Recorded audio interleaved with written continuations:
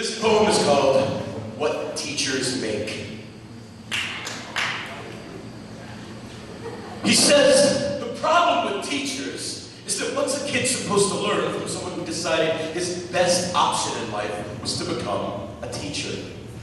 He smiles and reminds the other dinner guests that it's true what they say about teachers, that those who can, do, and those who can't, teach. I decide to bite my tongue instead of his, and resist the temptation to remind our guests that it's also true what they say about lawyers, because we're eating after all, and this is supposed to be polite conversation.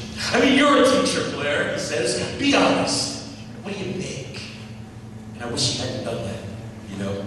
Asked me to be honest, because you see, I have a policy about honesty and ass-kicking, and that is if you ask me for it, I gotta let you have it. You wanna know what I make? I make kids work harder than they ever thought they could. I can make a C+ feel like a Congressional Medal of Honor and an A- feel like a slap in the face. How dare you waste my time with anything less than your very best?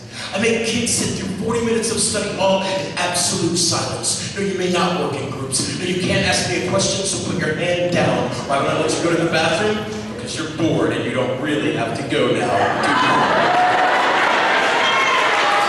I make parents tremble in fear when I call home around dinner time saying something like, I hope I haven't reached you at a bad time. I just really wanted a chance to talk to you about something Billy did in class today. Billy said, leave the kid alone, man. I still cry sometimes, don't you? And it was the noblest act of courage that I've ever witnessed. I make parents see their kids for who they really are and what they can be. You want to know what I make? I make kids dream. I make them wonder. I make them criticize. I make them apologize and mean it. I make them read, and then I make them write.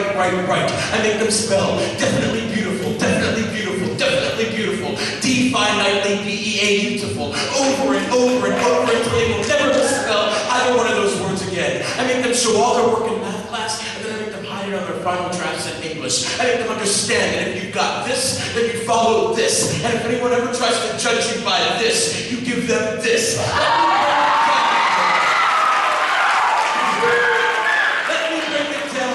So you know what I say is true. I'm a teacher. I make a difference. Now what about you?